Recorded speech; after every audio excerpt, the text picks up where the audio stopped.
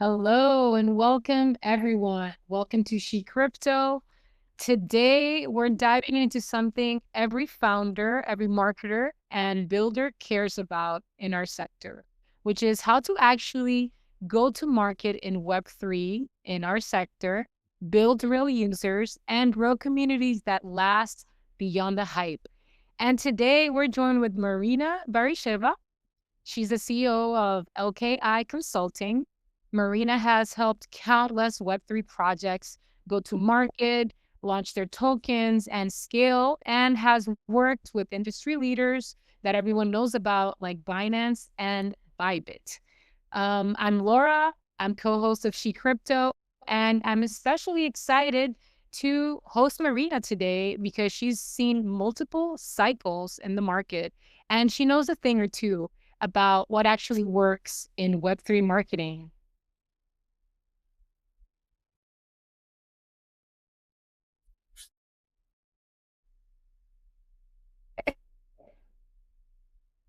So, hi everyone. I'm Kellyanne, founder. As someone who's been building communities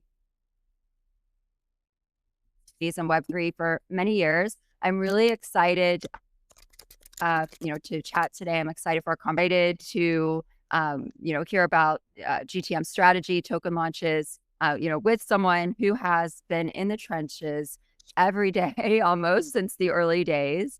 Welcome to She Crypto. We're so happy to have you. Thank you so much for having me, and I'm excited to have a great chat today about all things token, about the new year we have coming up, trends, macro, and the good thing marketing all the founders can learn. Yeah, can you give us a quick personal intro and a short version of your journey into crypto and Web3? So, how did you get into it? Sure. Um, so first of all, for everyone who doesn't know me, my name is Maryna Barysheva. I'm the CEO of LKI Consulting, which is a Web3 advisory firm that has been on the market since 2016. We are 2 weeks away at the time of recording this podcast of hitting our 10-year anniversary. When I say that, I feel so old. I actually didn't come to crypto as a degen. I didn't come as a trader, someone who believed in the underlying technology. I was growing one of the largest Lithuanian startups in tech. We invented a technology that was essentially enabling simultaneous interpretation for in-person, hybrid, and online meetings at the intersection of institutional and corporate clients. So you can think NATO, United Nations, European Commission, European Parliament, Google, MasterCard. The company grew to insane valuation and became large very fast. And I wanted to do more fast-paced things in emerging industries um, where things move a little bit quicker. And this is how I found myself in crypto. Since then, it's been over 5 years. I worked with infrastructure projects, DeFi, AI, Dipin. We did also some entertainment, mainly focusing on helping projects how to go to market, how to figure out their positioning, how to launch the token, and of course, how to make sure they unlock new markets without sacrificing their product market fit. That's it's such a big thing, your last comment there, because I feel like, so many projects want to launch tokens just for launching tokens. And we have realized that that is not the best formula in the past cycles. So Maryna, I'm sure you're talking about Interactio, correct? Yes, that's correct. Yeah, the where you were in before LKI Consulting. Okay, so I'm aware that you took that company from C to $100 million valuation, which is a huge feat. So I was wondering what lessons from Web2 and B2B marketing for this company that is not, blockchain carried over to Web3 and what did not carry over. I would say the main thing that our industry lacks is ownership from the side of the founders and understanding that when you're founding a project, when you're founding a startup, the main thing that you're looking for is to have an MVP. And after the MVP, you're looking to have a product market fit. In crypto, people assume just because they can found the project, it will automatically become successful. In the past cycle, there was a wonderful phrase called, "We will build and they will come." But unfortunately, you do need to go through the validation phase, understanding whether there is actual demand for your product. And in Tracta, the first focus was on in-person events, and it was fairly successful. But the real PMF came from working with institutions, came during the time of COVID. And the entire division that was working on other events got shut down. And this is completely okay. It took years. It was a unicorn 10 years in the making. While in crypto, majority of founders are still looking for that get rich quick scheme for a fast success. And if you do not raise money or if you do not launch a token with a 20x multiplier in the next 6 months, you give up and you fail. No one is going through that validation phase. No one wants to test hypothesis, pivot, optimize. That would be the one lesson that would struck out for me the most. And we've been talking about it a lot with my team lately, how the industry is shaping out and transitioning from more hype-based marketing, because the cycles looked very different. There were more opportunities to make money quickly on the basis of narrative trading. But right now, the cycles are becoming more and more stable, less volatile. So projects actually have to spend more time building, more time investing into their product and doing product marketing, which is a Web2 Mm. So you've helped more than 250 crypto projects launch and grow. When a Web3 project comes to you today, what is the first thing you look at before thinking about marketing or growth? the team. It might come off weird from a marketing agency because our main job is to do marketing. But realistically, a big chunk of success comes from the founders and come from the team. Why? Because their first job is to trust the people who they hire, not to micromanage them, to come for their expertise. Their second job is to make fast decisions. If you're in pre-seed, seed, even up to Series A, it really doesn't matter what shade of a gradient your button is. What matters is that you move fast. You make quick approvals, you deal with partners, you unlock things that are blocking you on the fundraising side. Team needs to be able to prioritize and team needs to be able to execute.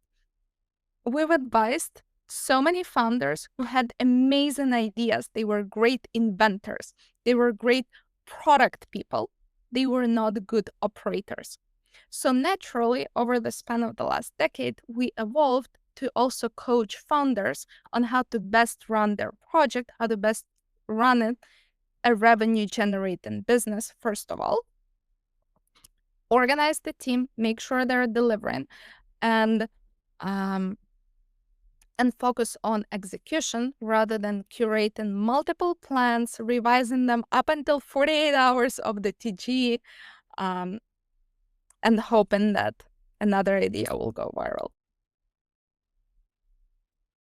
Fantastic answer. I totally agree. Yeah, he is the biggest asset. Yeah, absolutely.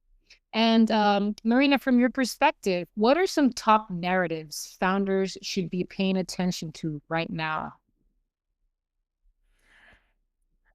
I would say that the time of the narratives itself has passed. As I mentioned in my previous answer, we used to have cycles that were purely based on narrative trading. If the top 10 AI coins are pumping, everyone who is investing is making money. That was the case because the narrative's life cycle was also much, much shorter is now much shorter than it used to be at the time. It used to take 2 years, year and a half for the narrative to fully play out. Right now, it can be up to 3 months. So instead of focusing on the narrative, instead of chasing the category, we see much more alignment for projects who have an institutional angle or those who have a very clear application for the large organizations. What it can be? It can be stable coins, it can be cross-border payments, it can be work with digital asset treasuries, it can be anyone who is doing settlements for high-risk businesses as well, helping integrate Web2 into Web3. But we see much less so on entertainment, social-fi, gamify, less on AI agents. There is also an interesting angle of RWA when it comes to tangible assets like private credit, so microloans in emerging markets, as well as non-tangible assets like carbon credits, which is an interesting thing. So how do you make sure that they're just not hopping on the latest trend? You go deeper into the fundamentals. I think it's an exercise that every founder should also undertake. It's not just an advice from marketing perspective. When you're evaluating whether you need a token, when you're evaluating whether you need AI in your business or RWA in your business, the first thing you need to do is go back to your team and ask them, explain to me in 60 seconds why we need that. And if your own team, who spends countless hours per day working on your project, cannot give you an adequate answer, it means that you don't need it. So when we see projects hop on a trend, usually they're slapping the narrative on top of the project. It is not well integrated within their product offering. It is not well integrated within their ecosystem. And it is being used essentially as a magnet, either for raising capital or as a magnet for the segment of the retail that is still following the latest trends. But that charade, that pyramid, falls down pretty quickly because for the segment of retail that is looking for trends, they're also looking for utility. They're looking to see if the project is actually aligned with what they claim about themselves. And if they're not, they move on there. So our advice is focus on the utility. Come up with the offering that is idiot-proof, that people can understand easily, rather than coming up with more innovative terminology, coming up with more new ways of calling yourselves, trying to align with the narrative that you don't really belong with. It's much better to focus on distribution, to focus on finalizing in real life partnerships, rather than aligning yourself with the narrative that you don't truly need. We saw this with AI in the past year. It was crazy. So many pivoting of projects. And, you know, when you pivot so much, not just with AI, but before that, it was something else. And in the 2021 cycles, it was NFTs. And, you know, it kind of loses, your project loses focus, right? Like people are getting confused. And it's specifically with the agents and the AI, I feel like so many offerings were just wrappers of ChatGPT and such. So it was never really, you know, their own product thing. But yeah, I Yes. totally agree with that, Maryna. So pivoting to tokens. So a project decides that you know, they want to launch a token and it fits and there's utility for it. So what do most teams get wrong for their token launches, given, you know, provided that they do have a fit with whatever they're offering? Fundamentally, the mechanics of the launches have changed since the last cycle as well. The problem of majority of founders is that they're trying to reverse engineer success of other projects. Reverse engineering research at its core is a great strategy. But when you're reverse engineering, you need to make sure that you're reverse engineering in the right macro context and in the right narrative. You cannot take a success of an RWA project that was one of the first in its field, come up with something similar 2 years later, and repeat its launch strategy. And this is what we've seen happen with projects trying to repeat point system 1 year later after the point system as a concept has been invented. It does not work. We've seen projects who are in gaming who have absolutely zero of similar utility in the token try to replicate DeFi launches. That is one thing. Second thing, what founders get wrong is they confuse the segments of the audience. When you're coming up with the TG marketing plan, you're looking to split your audience into 3 segments: your followers, your users, and your traders. Why I'm saying followers and not community? The old concept of community is dying out. In the past, we used to have about 1,000 good projects circulating. People would join the community, they would become friends with people on Telegram and Discord, and predominantly they would be farming the tokens in order to sell them afterwards on open market and make money. Right now, there are tens of thousands of projects. There is not enough time for them to understand which project is good, which project is bad. This is why communities have turned into more passive consumers of information that are there on X, on Telegram. Then we have your users. Users are those who are ambassadors of the product. They're those who understand why you're building what you're building. They're there for the technical part. I'll give our audience a very clear example.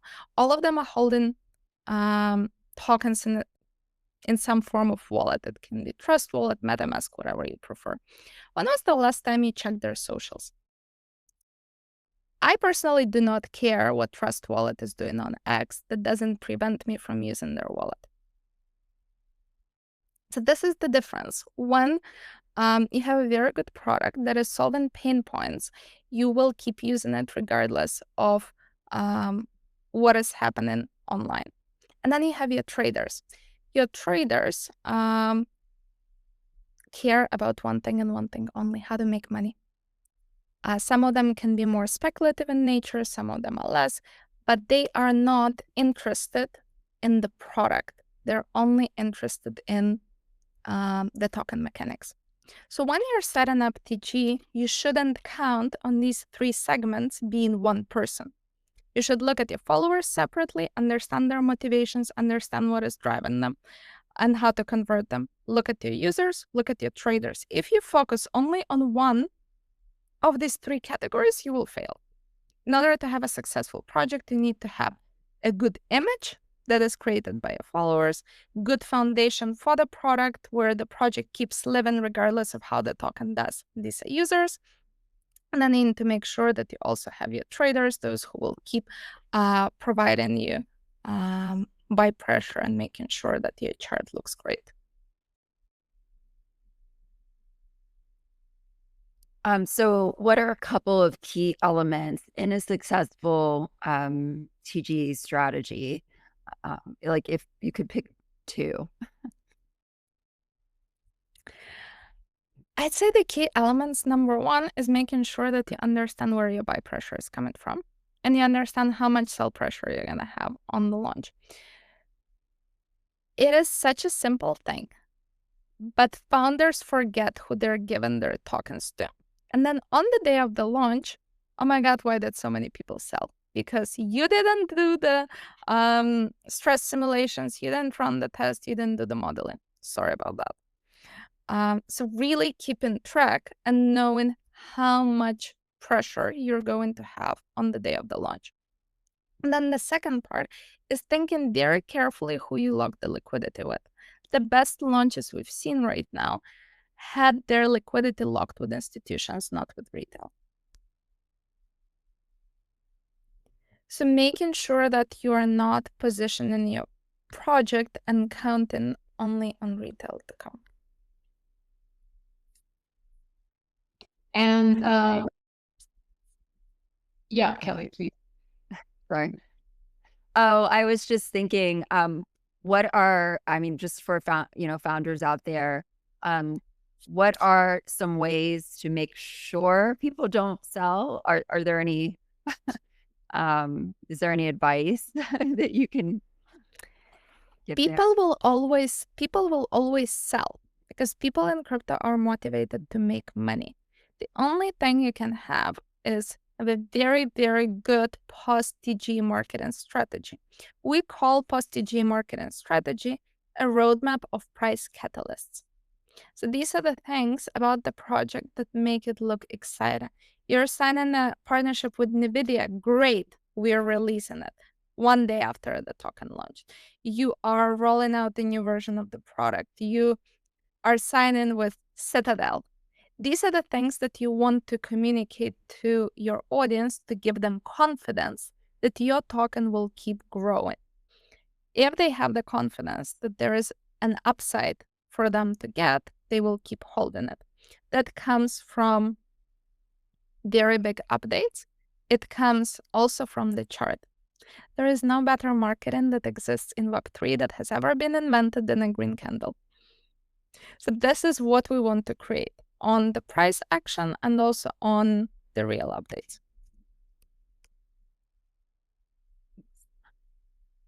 Makes a lot of sense. So Maryna, can you walk us through a concrete example, even without naming any names, if you don't want to, that, of a launch that went well, and, 3 pointers of why you think it went well or why it materialized that way? If you're looking, for example, on the recent launch of Canton, there were 3 main things. Number 1, liquidity was locked with institutions. Number 2, they had very, very clear offering for the clients, and they were fully B2B focused. They didn't bring in retail into equation up until the token went on open market. Number 3, they were flying under the radar, and they were very selective with who they associate themselves with. This is not common in crypto. Usually, projects prefer to slap their logo on every single event. If someone asks for partnerships at the beginning, they are going to go for the partnership. Canton was very selective. They onboarded great validators. They worked with very, very, very big projects as their partners pre-TG, and their token was going crazy on the OTC market. If you've been following a little bit like public OTC desks, the prices in one morning could go from 8 cents to 18, just because there was so much demand for them pre-TG.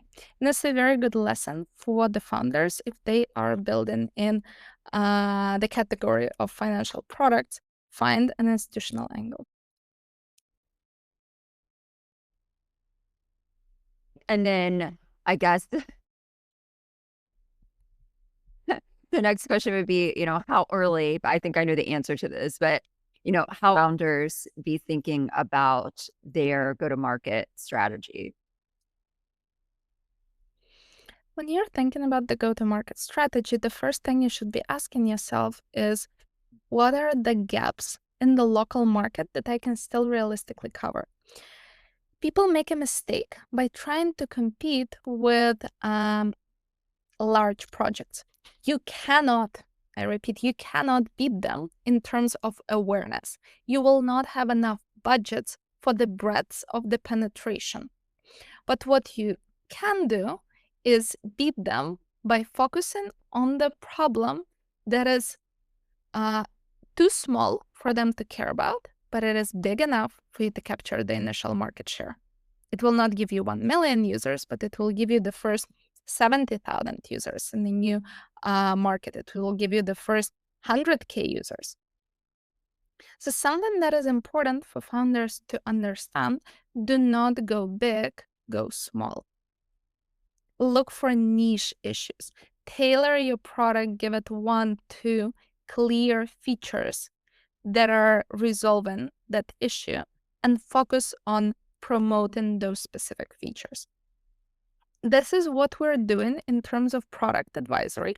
So we realized working on marketing for our clients, when they come in, but their product is not up to standard, no amount of magic, no amount of marketing can save it until you have a clear product advantage. So now when we are working with our clients, we're asking them, are you happy to tailor your product? Are you happy to listen to our advisory on the product side and also make some changes in order for you to be able to go to market more effectively?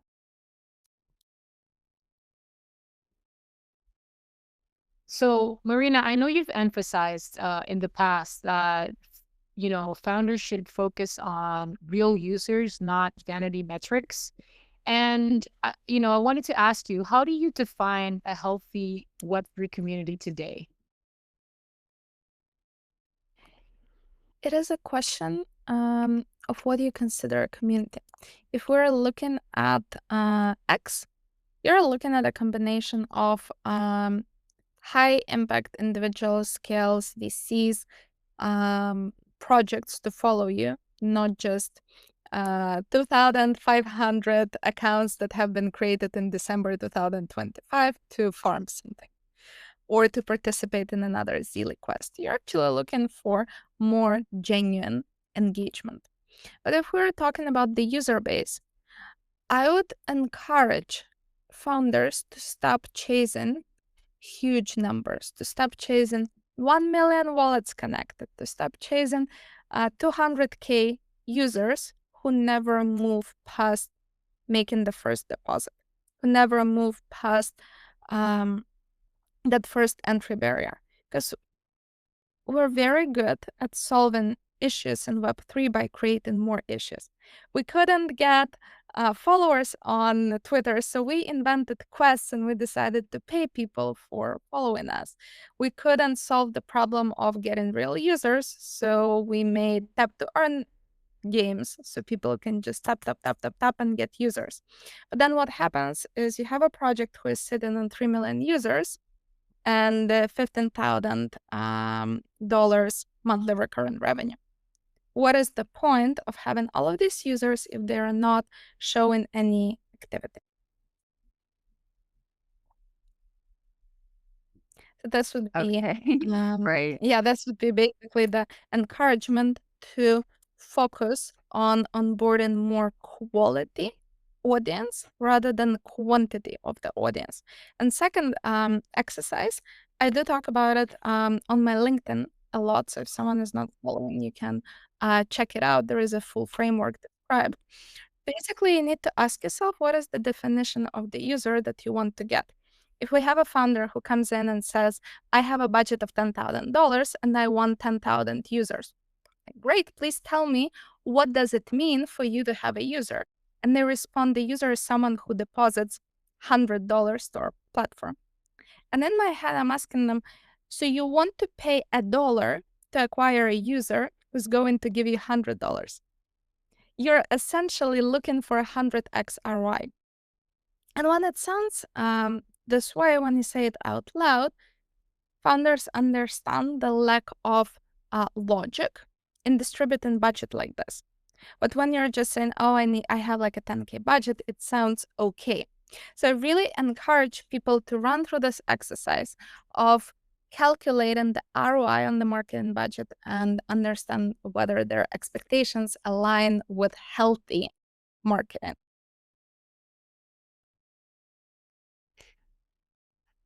So, what has been one of the most surprising things that you've learned about community behavior in the past couple of years?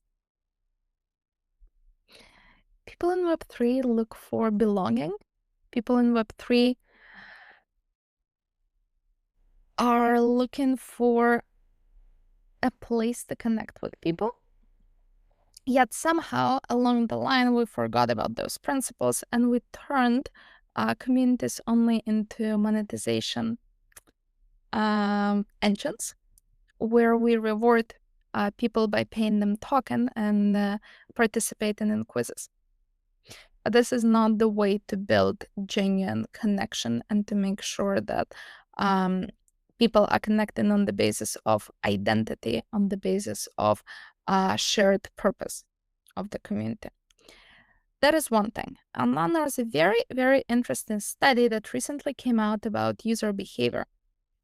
Now, what it says is when you're a business who is targeting adults, you think that you're dealing with grown-ups, but in reality, we're all dealing with 9-year-old kids with the same trauma, with some grievances that they carry, with fears. And the only quick way to reach them is by closing the basic needs that they didn't experience in their childhood. And this is where the FOMO comes in. This is where it comes in. You never had friends. Here you go. This is where you meet them. You don't think you belonged at school. We're going to give you an identity. We're going to give you a place to come back from work and actually feel comfortable. It's not about the money. It is not about paying them in token. It's much more about this psychological game. Yeah, that's really interesting. Yeah. Fascinating stuff. Yeah. So continuing off of that and incentives and, balancing that out, Maryna, how do you balance out if you want to, for example, do an airdrop for your token and get your community hyped about that, but you also want that long-term engagement and that trust because you do believe in your project and this is not a rug pull or a pump and dump? How do founders find that balance? I think there is no balance. You just understand that you're working on two things in parallel. There is a product-based approach to marketing, and then there is an incentive-based approach. If we are using less politically correct terms, there is the approach of throwing money at the problem and paying users to come so you can get the metrics, you can get the initial traction. And then there is the approach of working more gradually, promoting the product, building the excitement. You can do two things in parallel. You do not have to pick one boat. Usually founders offer high APYs at the beginning. They're offering high rebates or depending on the nature of the business that you have. But smart founders also spend time building the foundation for their product and understanding that you can get 20K low quality users with low purchase intent in the same period of time that it takes to get 200 users who can actually benefit to your project.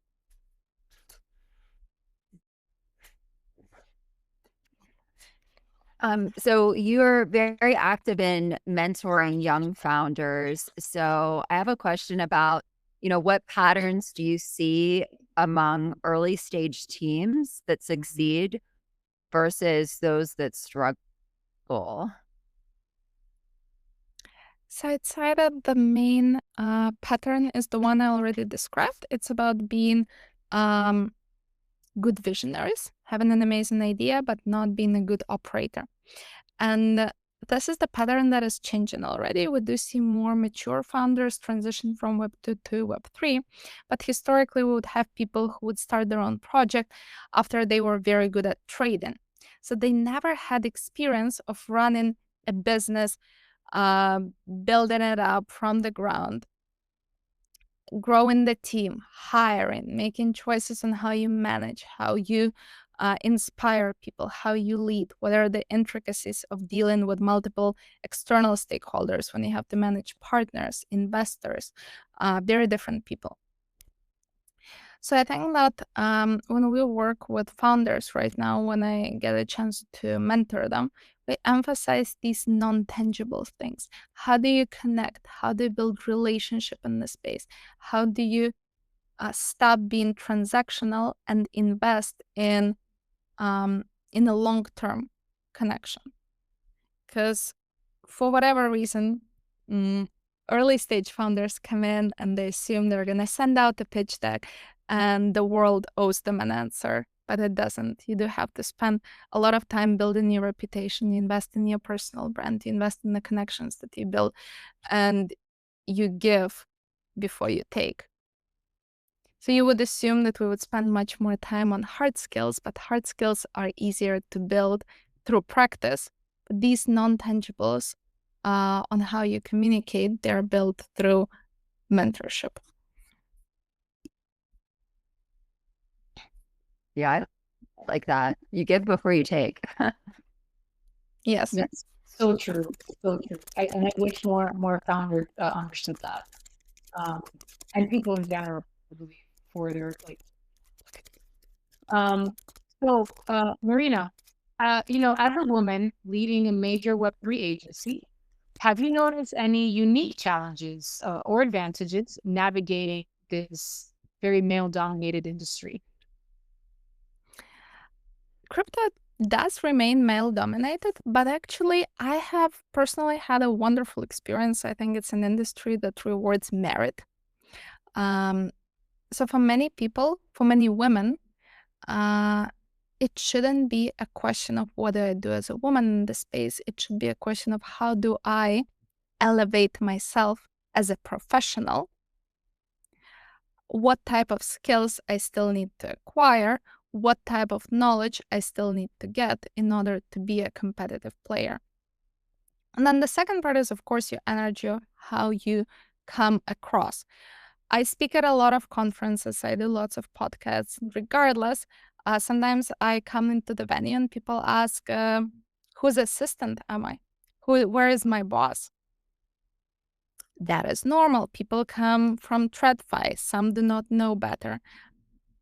I think you need to adopt a mindset that you do not let it touch you. You know exactly what you're building, you know your voice, you know where you're going, and if someone has any comments to say, it is on them.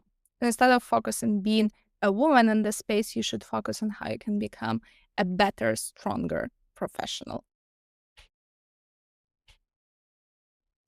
Yeah, that's really interesting. That has happened to me at conferences, and one of my male colleagues who used to travel with me, he would always say, "Why are they looking at me?" Because they would look at him, for the answers to the questions, and he would just say, "No, you need to ask her." So yeah, Yeah. that's really interesting. Yeah. So for women who are curious about working in Web3 and, Web3 marketing or starting their own agency, what advice would you give them as they're entering this? I think the first advice would be to invest in your personal brand. And there's a lot of noise right now in the space. And the one thing to stand out is when you have a clear, credible face, when you have public image, when you know, when you can clearly communicate what type of principles you stand on. That is one thing. Second one is, of course, invest in your relationship. Relationships with people take time to build. Do not expect them, if you start an agency, do not expect them to give you clients immediately. Do not expect them to give you people to hire. See what are the things where you can bring value to them and focus on contributing first. And then the third thing is, of course, make sure that the only person you're comparing yourself with is you. Do not compare yourself with other women. Do not compare yourself with other men. It doesn't matter. There is enough user base for everyone in this space. There are enough clients. There are enough ways to make money. So we spend way too much time trying to beat imaginary competition when we should be spending this time on improving ourselves and developing our own areas for improvement. Love it. So Maryna, what's one crypto myth that you wish would go away finally? That's a good question. I think I'm doing very well on debunking myth in general because I got my mom to get Bitcoin finally. It did take me 5 years, but I did get to do that. I would say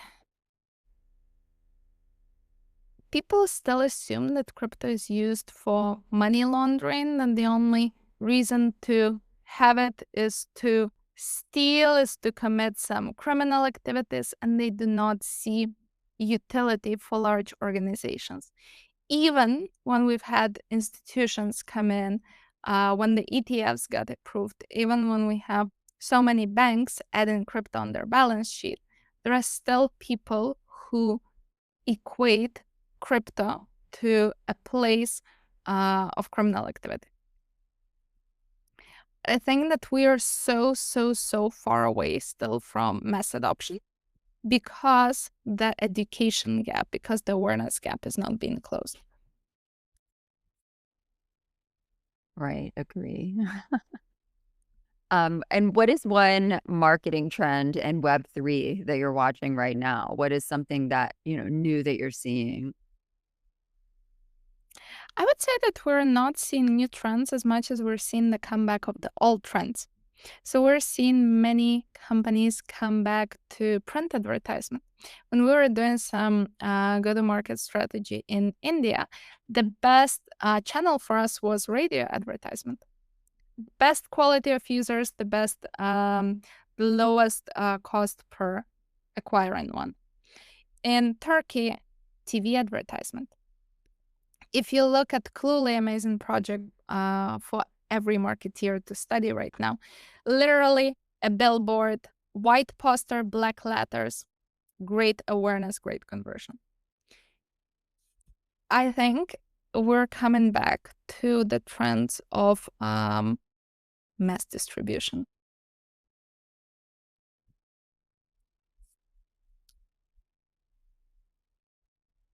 And what's the tool or resource you cannot live without? As a leader, as a marketer, what is one thing you use every single day or multiple times a day? You will laugh at me, but I'm the person who loves spreadsheets. I make a spreadsheet for everything. I have, of course, my ClickUp and Notion and calendar, but if my mind is racing, I really need to organize myself. Google spreadsheet. Very simple, in a table format. This is how I make sure that I can get my things done. That's so funny because I do that too sometimes. I don't know. It's like It's the best. somehow organizes your thoughts. I do not do that. I have to say. Yeah. What do you use, Laura? I'm all about Notion. I'm all about Right. Notion. Yeah. Professional and personal and finances and everything. I use it very much so. Uh, and then I have another question, and it's if you could pick one piece of advice that you've been given throughout your career, what would that be? Something that you could pass on to others.